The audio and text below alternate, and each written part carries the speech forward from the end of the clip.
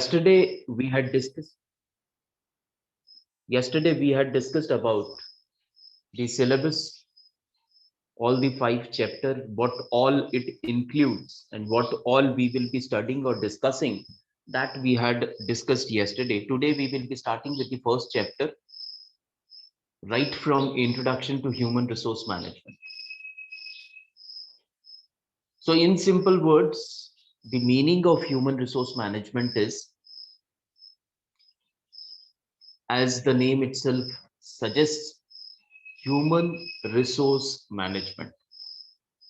So in simple words, we can say managing employees at work is human resource management.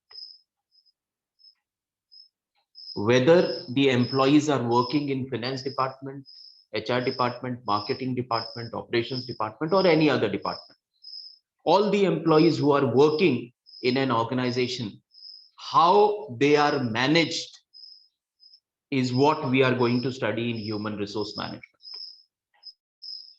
Because if the human resources or the employees of the organization, if they are managed well, the result will be their productivity will improve, quality will improve, which will definitely lead to the betterment of the organization, profitability of the organization, and growth of the organization. So how human resources or employees in the organization are to be managed is what we are going to study in this particular subject, human resource management. So we will start with the technical definition given by author. So human resource management is the planning, organizing, directing, and controlling of procurement, development, compensation, integration, maintenance, and separation of human resources to the end that individual, organizational, social objectives are accomplished. So it is a all inclusive and exhaustive definition of human resource management, which includes everything which is related to human resource management. So it starts with human resource management is the planning, organizing, directing, and controlling. So in management fundamentals in first semester, we have discussed under management fundamentals what is planning, what is organizing, what is directing, and what is controlling. So in brief, we will go into it. In detail, we are not going to go into it. So human resource management is the planning. Planning means how many employees are working in the organization at present, how many employees in the organization will be required in near future, and how many employees will be required in the long term, say after 1 year, after 2 years. In which department how many employees will be required, at which position employees will be required, whether the company in near future will be requiring employees at a managerial level or supervisory level or executive level, or the employee or the shop floor level. So all this is included in planning. We will restrict ourselves to human resources only. We will not go into say planning of raw material, planning of machines, or planning of capital, because it is human resource management. So we will here always restrict ourselves to human resource only. What are the functions of human resource department? Then comes organizing. Once you have planned everything, you need to organize that. If it is organized, then only you can expect good results. If everything is haphazard, if it is not organized properly, no one knows what his job is. No one knows whom he or she should be reporting to. No one knows in case of any query, any problem related to his work process, who is the person who is going to solve that problem. If such things are not present, we cannot say that the working process in the organization is properly organized. So organized planning should be the first step. Then comes organize, that whatever you have planned, you need to organize those plans in a better manner. Next one is directing. Directing is leading, that the supervisor or the senior managers should direct their team in a better manner or in a right way, so that they will be able to achieve the goals. So that is called as directing. Controlling. Once you have trained your employees for doing a particular work or a particular process, you know that they will be working in a better manner, or they know their work process. Still, there is a scope of controlling. Controlling means monitoring. The senior officials of the organization need to monitor the working of the employees who are working in the organization, whether they are working in a proper manner, or if there are some problems in their working, or if they are not working up to the standard which is set by the organization, they should be corrected by the supervisory or senior officials of the organization, and that is called as controlling. Of the procurement. Now, procurement here means hiring. Procurement here means recruitment and selection. So that is called as procurement. When people are hired, whose responsibility of hiring is, it is the responsibility of HR department to hire people in different departments of the organization. Now, whether a person is to be recruited in HR department or finance department or marketing department or sales department or any other department of the organization, it is the HR department which recruits, which selects all the people of the organization. So that is under procurement.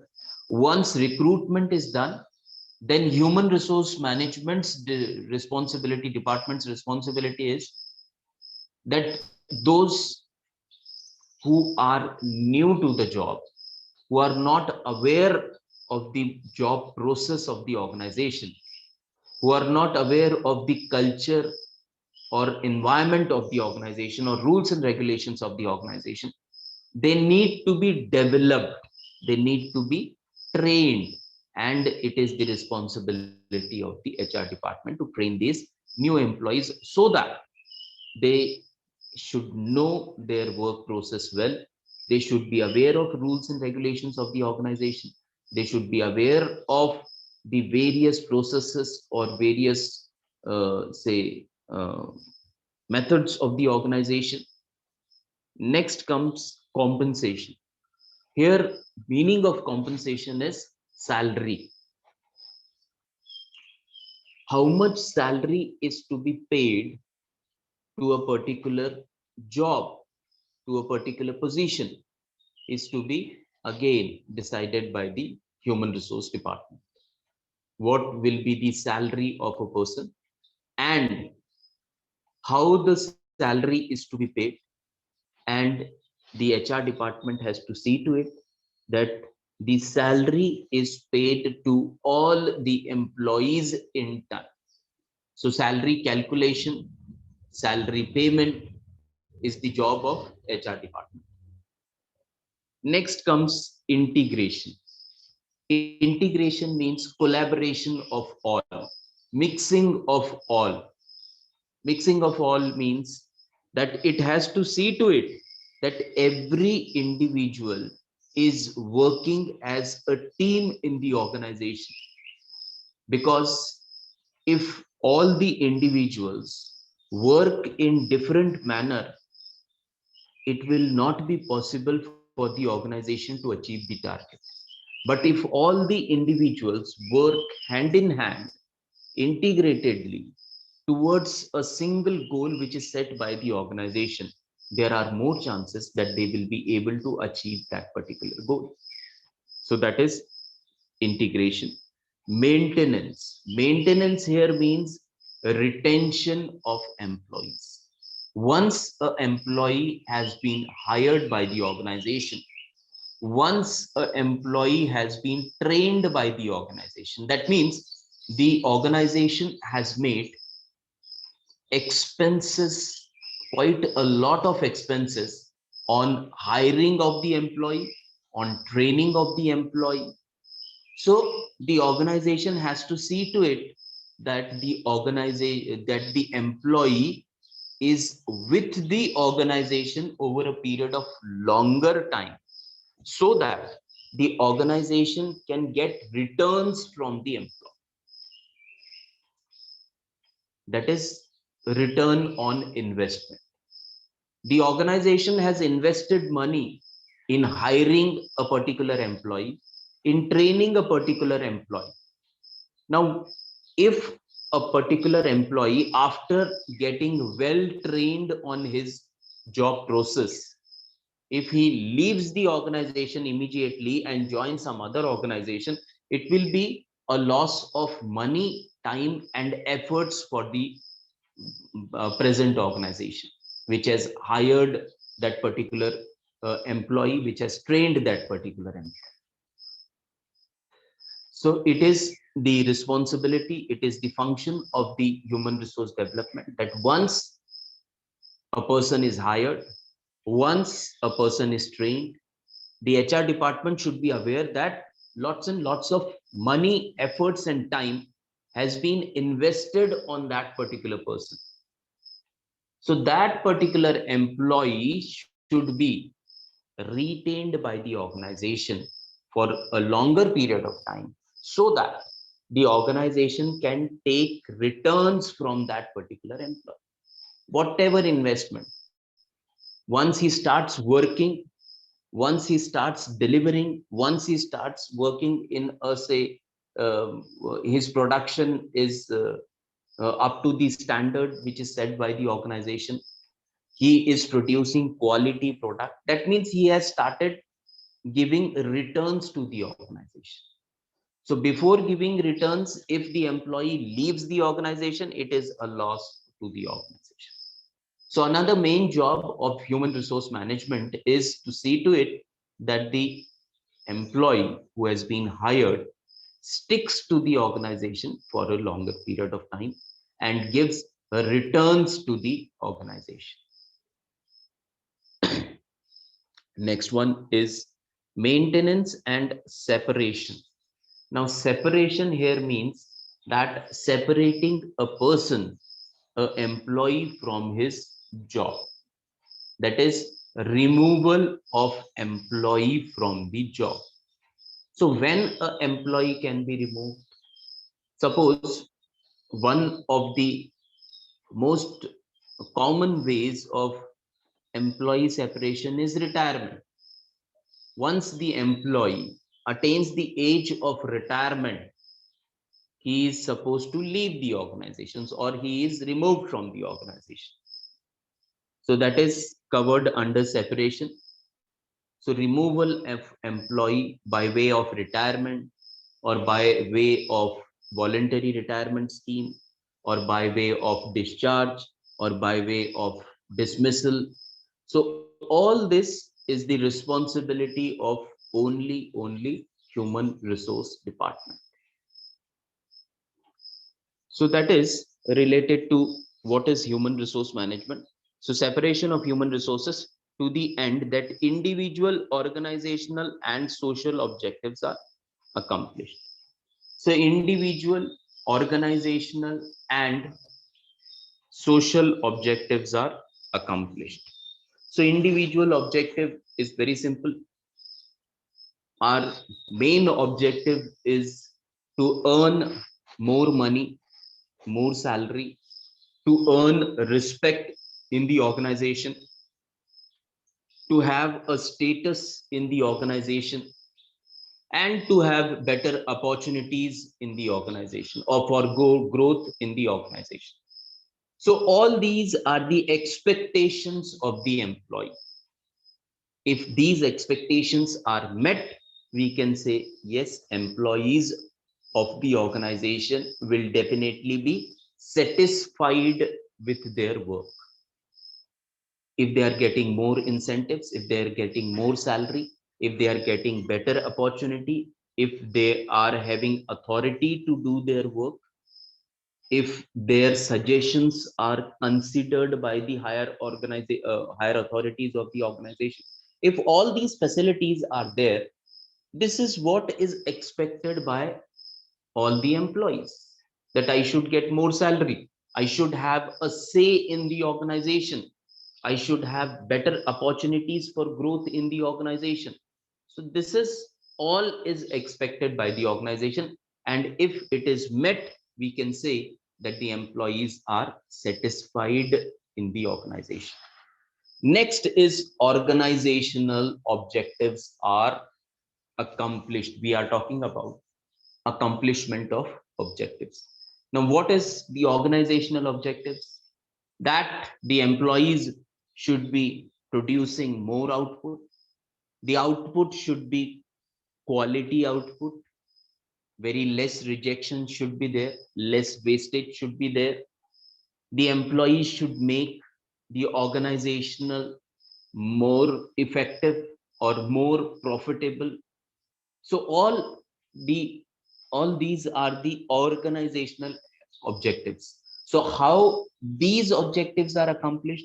Very simple. When wastages are less, when production is more, production is quality production, automatically there will be growth for the organization or there will be profits for the organization.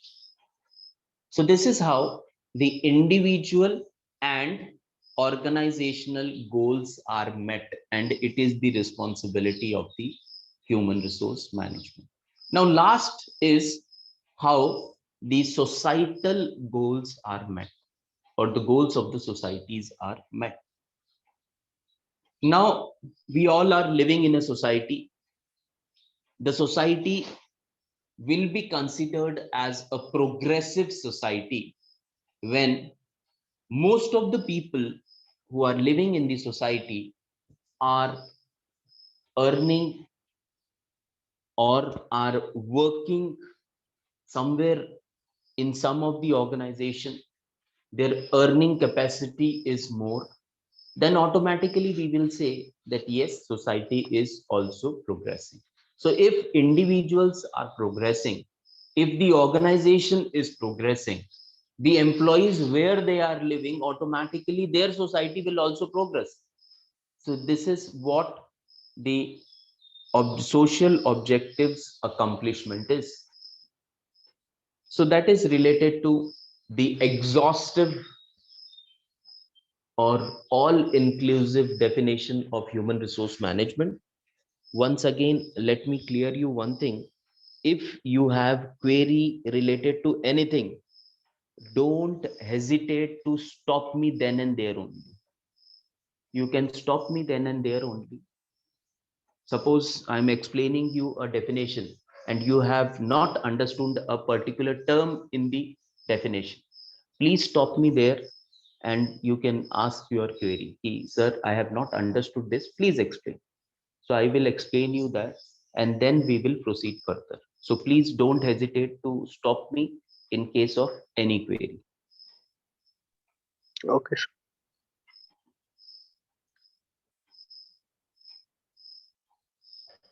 Okay, one slide. Sorry, I missed one slide. That is the present situation, how important human resource management is. Just a quote is there: having good talent people in the organization was important yesterday, but today it is critical. It's a very important quote. So yesterday, having good talent people was very important, but now it is critical. Now the meaning of this quote is very simple, that yesterday, yes, it was important to have good people in the organization. People used to believe that if good people are there in the organization will progress. That was there in 1970s, 1980s. But now having good people has become critical. because of competition, now it is not possible for the organization to increase the prices of their product every now and then. So now most of the organizations or all the organization are concentrating on what? That how to increase their production, how to increase the quality of the product, or how to increase the after sale services of the product. So all these, now the concentration has been shifted. Earlier monopoly was there, as and when the organization used to think that their profits are declining, they used to increase the price of the product. That was there in 70s, 80s, or before that. But from 90s onwards, or in the present situation, the things have drastically changed. Now it is not possible because of competition, that every now and then, whenever the company feels that yes, our profits are coming down, so the best option available for us is to increase the price of the product, and automatically our profits will improve. No, now that is not the solution. Now the solution they are thinking is that that solution lies in the human resources of the organization. We can train them for better output, for better quality output, for less rejection, for less wastage. So automatically our profits will improve. So this is why now it is having good people has become critical for the organization. Now a very famous author, Edwin Filippo, has given a simple definition about human resource management that we will discuss. Human resource management is concerned with policies and practices that ensure the best use of human resources for fulfilling organizational and individual goals. So everything we have discussed in the last definition. So here we will have a very quick look. Human resource management is concerned with policies and practices. That means rules and regulations that ensure best use of human resources for fulfilling the organizational and individual goals. It is the human resource department, it is the responsibility of HRD to see to it that the policies and practices of the organizations are such which motivates a person for putting more efforts in the work, is such that the employees are happy, is such that the employees are very much satisfied with the work. The policies and practices are such which motivates, which pushes the employee always to give his best. So if such policies are there, then automatically the individual and organizational goals will be fulfilled. Some of the practices we will be discussing very shortly, that which practices are considered as the best HR practices to be followed by the organization, which most of the organizations are already following. Now, the next one is a scope of human resource management. If I am going too fast, please stop me. I hope that I am audible to all. Yes, sir. Okay, thank you. Thank you. So scope of human resource management, now we will be discussing. First one is human resource planning. So what is the scope of human resource management? What is the territory of human resource management? So first scope is human resource planning. So planning of human resources is the responsibility of HR department. How many people are required in short term and in long term or in mid term?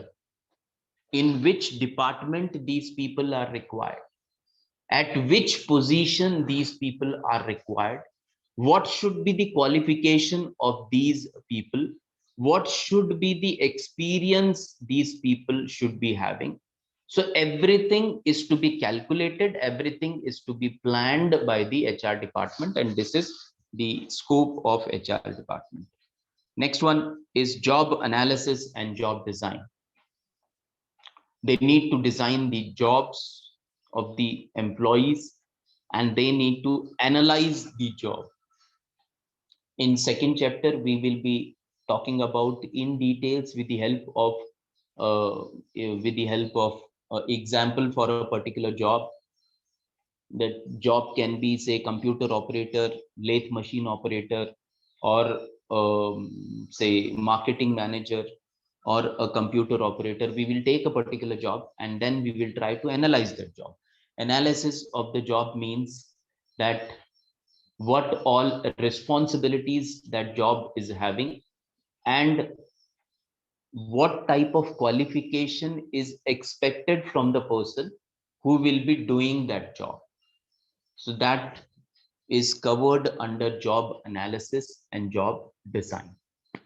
Next one is recruitment and selection. Yesterday only we have discussed about what is recruitment and what is selection.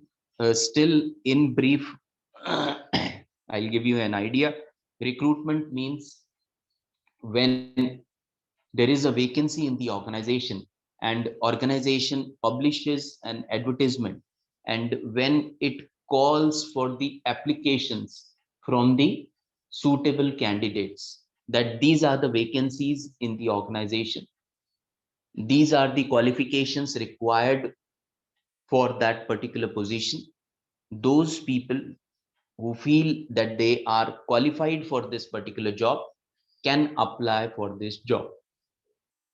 So when advertisement is released, when people start giving the applications, then after receiving the application, till receiving the application, or till scrutinizing the application, which is okay, which is not okay, which is qualified, which is not qualified, that process is called as recruitment. So calling of applications from the suitable candidates is the meaning of recruitment. Selection means when the organization starts with the interview of the candidate, when various tests are conducted of the candidate, that is covered under the term selection. Now, next one is orientation and induction, or induction and orientation. Now, again, the meaning is different. Induction means that 50 employees are hired by the organization. All the 50 employees can be given induction training in a common area, or in a common room, or in a seminar hall of the company. It means the general rules and regulations of the company. It is giving information to the new employees about the company, the general rules and regulation, who is the owner of the company, what is the organizational structure of the company, how many employees are there in the company, how many branches the company is having. So all these general information, when it is shared with the new employee, so that the new employee should be aware of that I am working in so and so company, this company was established in this particular year, this is the owner of the company, and these many branches are of the company. So all this general information, all the new employees who have joined the organization, they should be given. So when this general information related to company is given to the employees, it is called as induction training of new employees, induction. Now we will move on to orientation. Orientation means when a new joinee, when a new hire is given training related to his job, it is called as orientation training. It is not a exhaustive training. It is just to inform the new joinee that this will be your department. This is what you are supposed to do. This is the work process you need to follow. This will be your higher authority. These will be your higher authorities. These will be your colleagues. So when the information related to the job for which the person is selected is given to the person, then we can say that it is orientation training. So induction is general information about the company to each and every person who has been newly joined. Now for orientation, the people who have joined in marketing department, they will be given orientation training by the marketing department.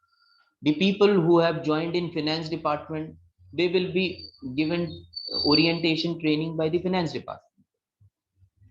The people who have joined in HR department, they will be given training, orientation training by the HR department.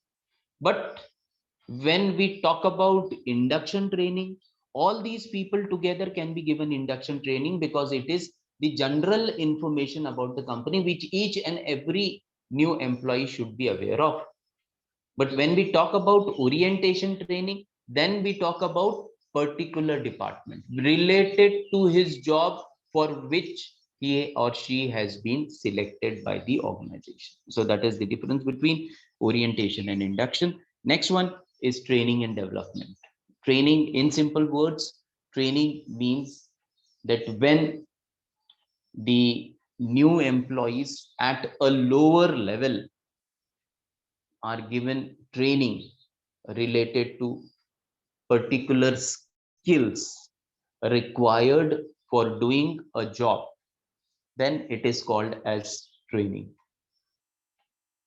A new person, a new employee has been hired by the organization. That employee has recently completed his ITI and his job is lathe machine operator. Now he has completed his academic qualifications, and on the basis of that qualification, he has been hired by the company.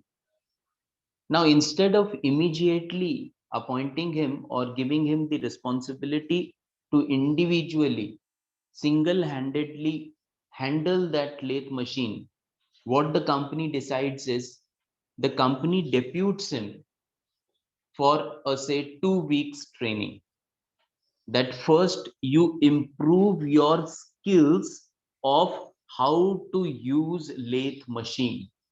Once you have improved your skills after going through the 2 weeks training, then you will be given the charge of your machine. So that is training.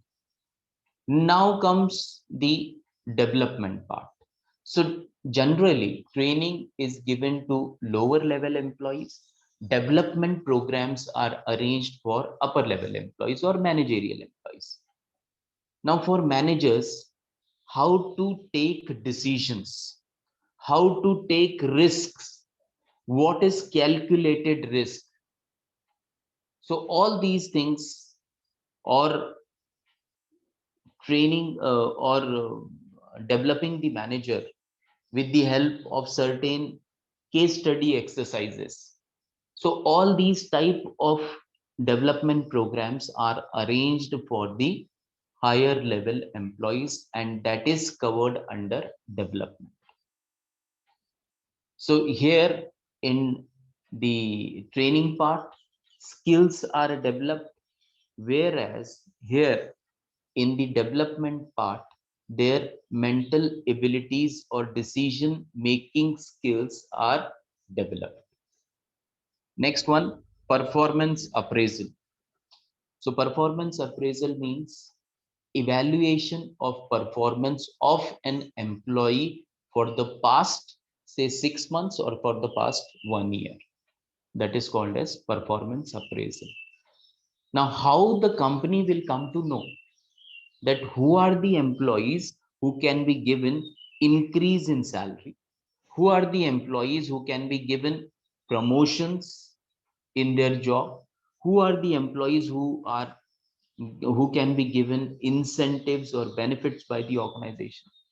The organization will come to know only once the performance evaluation is done. And performance evaluation means performance appraisal. And that is called as for various techniques are used for doing performance appraisal that we will be discussing when we will move on to chapter number 3. So in simple words, performance appraisal means when evaluation of performance of a employee is done, and on the basis of that the evaluation, it is decided by the organization whether the employee is to be say given an increment, or is to be promoted, or is to be given some sort of increase in salary. So all these decisions are dependent on performance appraisal. Next one, compensation planning and remuneration.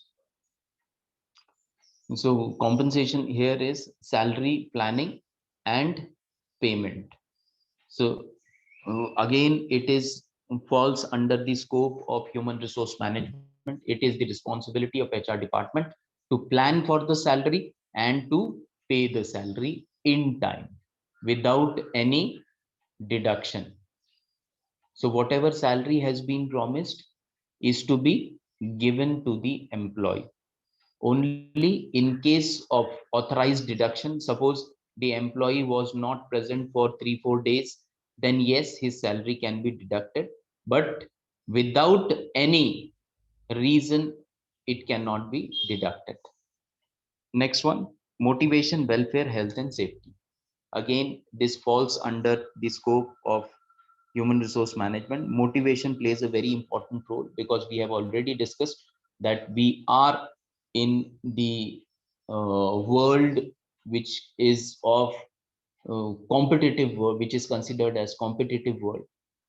We I don't think that it will be easier for us to find out a particular product where we can say that yes, this particular company which is producing this product has a monopoly on this production. So we will not be able to find out that company. There may be a particular company, but it is not at all easy to find out that particular company which can say that yes, still we have a monopoly on this particular process or in this particular product. So it is always necessary for the HR department to motivate the employees of the organization so that they can go for better production, better quality, less wastage. So automatically it will increase the profits of the company. Then welfare, to take care of the welfare, health and safety, it is the responsibility of the HR department to provide various safety gears, various safety measures to the employees who are working in dangerous parts of the company or on dangerous machines in the company. Then to take care of health is the responsibility of the company. Next one, industrial relations. So industrial relations means the relation which exists between employees in the organization. We will not go to the technical definition of the industrial relation, which says that the relationship that exists between employee and employee, or the relationship which exists between organization to organization, or the relationship which exists between organization and government is called as industrial relation. That is the technical definition of industrial relation, and it's a very vast subject. So in brief, here we will restrict ourselves to the relations between employees in the organization. The later two parts, organization and government, we will not discuss here. We will restrict ourselves to the relation which exists between employees in the organization. Now, why it plays a very important role? Because if relations are good among the employees, the workplace, there will be good vibes in the workplace. The workplace will be a happy workplace. And if a happy workplace is there, the employees will enjoy their work. And if they enjoy their work, automatically there will be better results. So if, say, relations are not good, if there are, say, 2 3 groups in the organization and they often fight with each other, what will happen? There will not be any sort of good vibes in the organization. It will not be a happy workplace. There will always be a tense type of atmosphere in the organization, because there are 3 4 groups. They often fight with each other over very small things. So if such situation is there, we cannot expect that production will be, output will be good, or quality will be good, or there will be very less wastage. So that is why it is said that industrial relations also plays a very important role. The organization should see to it that people are given a better environment to work in. If any sort of problem is there between employees, immediately, at the earliest, it should be addressed, it should be solved, and the organization has to see to it that everything is sorted out at the earliest and people are enjoying their work. Only if the people are enjoying their work, we can expect better results. So this was related to scope of human resource management. Now the next one is objectives of human resource management. Now the first objective is to attain self-development of members of an organization and to utilize available human resources. So the first point says to attain self-development of members. Self-development of members means if a person is well trained to his job, for his job, proper training is given, proper salary is given, we can say that it will result into self development of that person. Next one, to establish working relations between employer and employee and between groups of employee, that just we have discussed in industrial relations. To establish working relations means that everyone is enjoying to work with another person. So that is working relations. Working relations here means that the relationship which exists between employee and employee in the organization is cordial, is good, and they are enjoying working with each other. If they are enjoying working with each other, automatically the results will be better one. Next one, to ensure availability of competent and willing workforce. Now again, it is very important to ensure availability of, this is one of the objective of human resource management, to ensure availability of competent and willing workforce. Competent. Competent means that both academically the person should be eligible, as well as the person should possess the qualities which is required to do a particular job.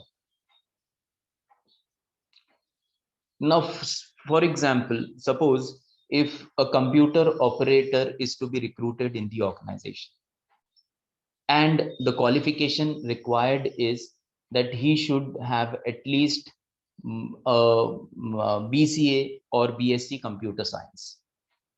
That is the basic qualification required for this particular position of computer operator in an organization. Now a person is selected on the basis of his academics, that yes, he has got first class in BCA, that is why he has been selected. So here Not only academics is to be seen, competent when we say is that not only he should be good in academics, but he should be good in practical aspects also. He should be able to work on computers satisfactorily. He should know the applications, various applications of the uh, which are used in computers, and he should be practical hands. He should have hands-on experience on computers. So academically he is good, and he has got practical knowledge also. Then we can say that yes, the person is competent. So which type of employees are to be hired? It is competent employees are to be hired. A person has scored, say, first class or distinction, but he or she doesn't have that practical experience, doesn't know how to work on a computer. Academics, he or she is excellent, but when it comes to practical, that person is not so comfortable. So that person cannot be called as a competent person here. Competent means that person knows academics also, that person is good in practical aspect also. So that is the meaning of to ensure availability of competent and willing workers. Willing means that the person should be willing to work from inside. It should not happen that a person is good, the person is competent, and on the basis of that competency, the person has been hired by the organization. But later on, it is found that he is not willing to work. उसे ऐसा लगता नहीं कि उसने काम करना चाहिए. अगर वो टाइम पास कर रहा है, अगर वो काम दिल से नहीं कर रहा है, तो ऐसे व्यक्ति को ऑर्गेनाइजेशन में रखना नहीं चाहिए. ऐसे व्यक्ति को ऑर्गेनाइजेशन से निकाल देना चाहिए. And a new person can be hired by the organization. So that is the competent employee. Next one, to ensure satisfaction to the workers so that they are freely ready to work. So again, here we have already discussed that happy workers are productive workers. There is an old saying that a happy worker is always a productive worker. Whereas if a worker is not happy, if a worker is not satisfied, then he or she may not be a good worker, or his or her output may not be that good as compared to a happy worker. So it is the responsibility of the management, it is the responsibility of the organization to see to it that they are given an environment. The work environment should be such that there they can work freely without any pressure, without any tension. Next one, to maintain high morale of the worker. Again, the same thing. If employees are having high morale, then definitely they will be working more for the organization. They will be working from their bottom of the heart for the organization. So that is morale. Next one, to integrate individual goals and those of the organization. Now this is again a very important thing. Integration of individual goals and organizational goal is very necessary. Integration means when you mix both the organizational goal or and individual goal, and they become one goal, then yes, the organization will be moving in a right direction. So there has to be a match between individual goal and the organizational goals. If the organization, now how these goals are met, if the organization at the end of the at the start of the year informs the employee that last year we have achieved this target.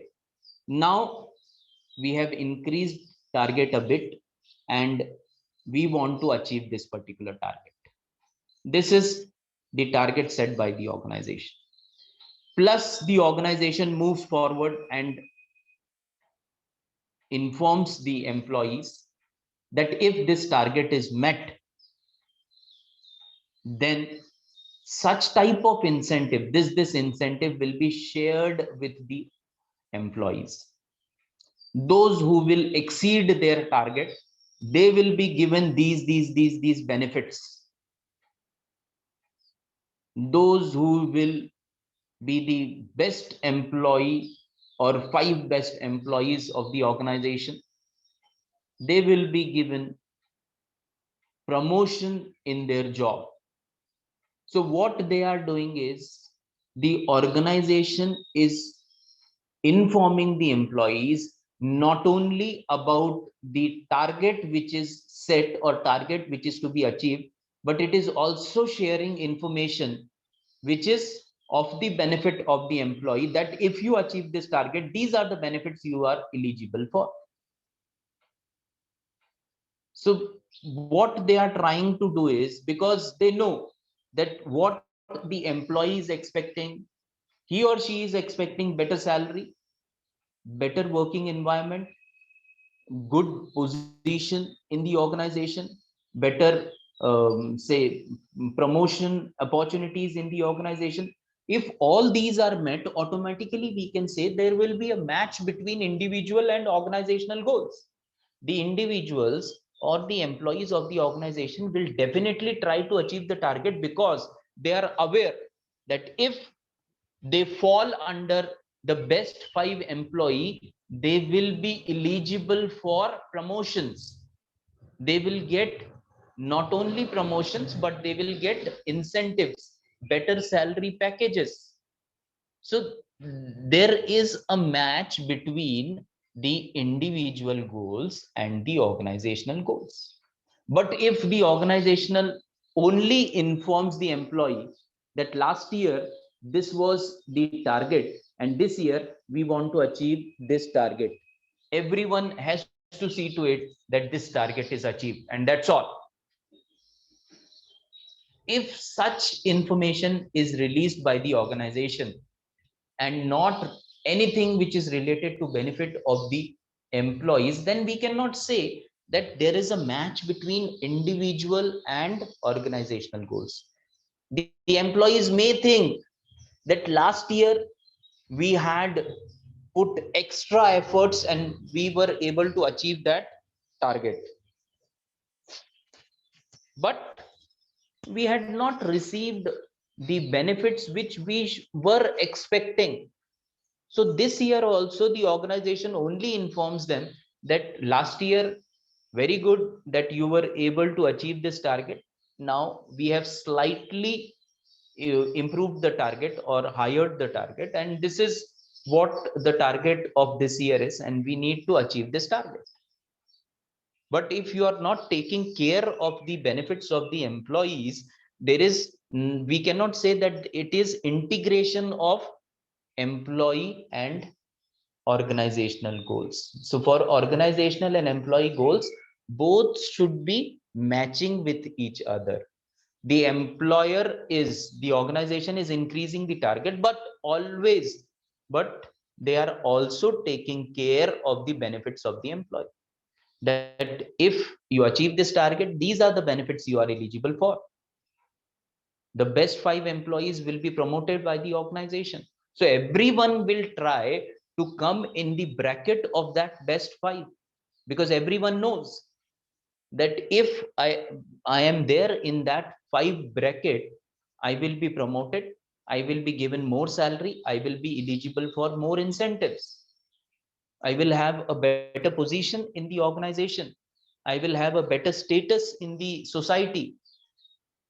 So this will improve automatically, or this will push or motivate employees for better production, because everyone wants to be in that 5 bracket.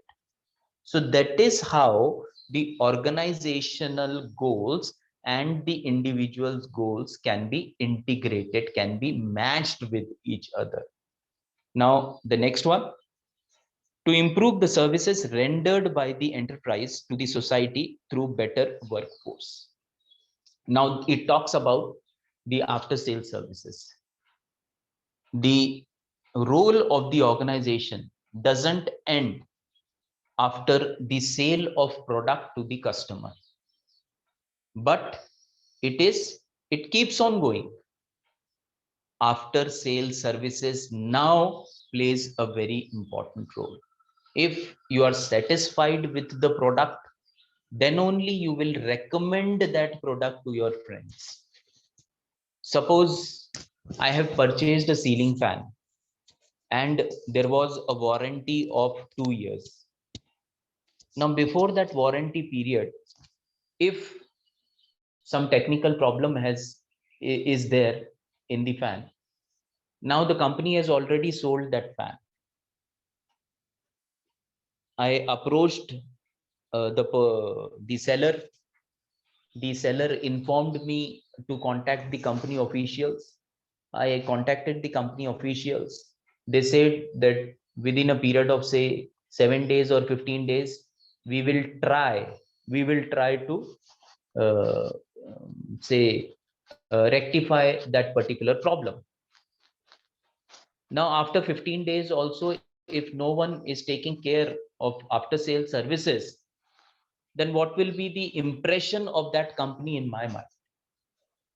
That that company is not a good company. But suppose if the situation is different, after 2 years, after using the fan for 2 years, on third year or on fourth year, there is some technical problem.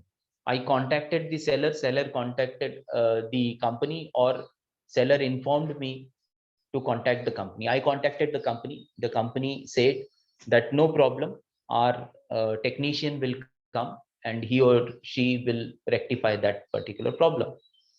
Immediately, within a day or two, the technician comes and he rectifies the problem. When I ask him that what are the charges, he or she says that no problem, it was a very minor problem, so you need not pay any charges. If such is the experience, what I'll be doing, what will be the impression of that company in my mind? I will definitely recommend that company's products to my friends, to my relatives, to my known ones, that this is the best company you should be choosing whenever you are purchasing any product. So this is how after sales services plays nowadays. Earlier, no one considered in this particular manner because less competition used to be there. Now the things are different. Now customer is a king. If the customer is not satisfied, then you cannot increase your customer base. How you are going to increase your customer base?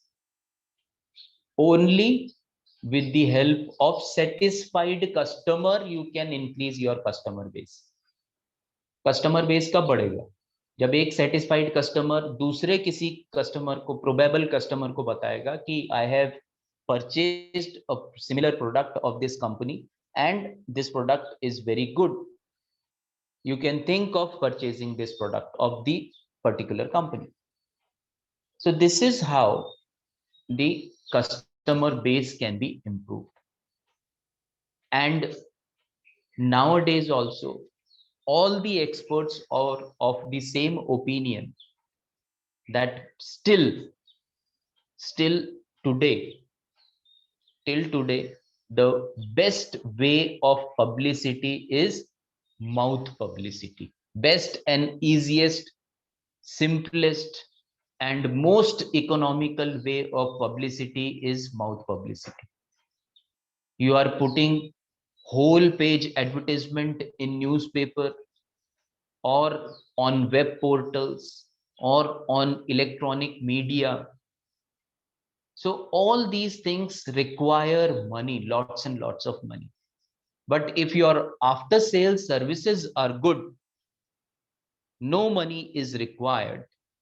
With the help of mouth publicity also, you can increase your customer base. It doesn't mean that there is no need for any type of advertisement.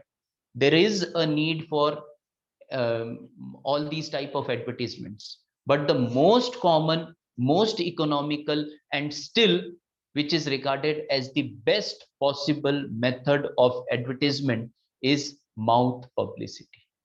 And every company is now taking care of this mouth publicity.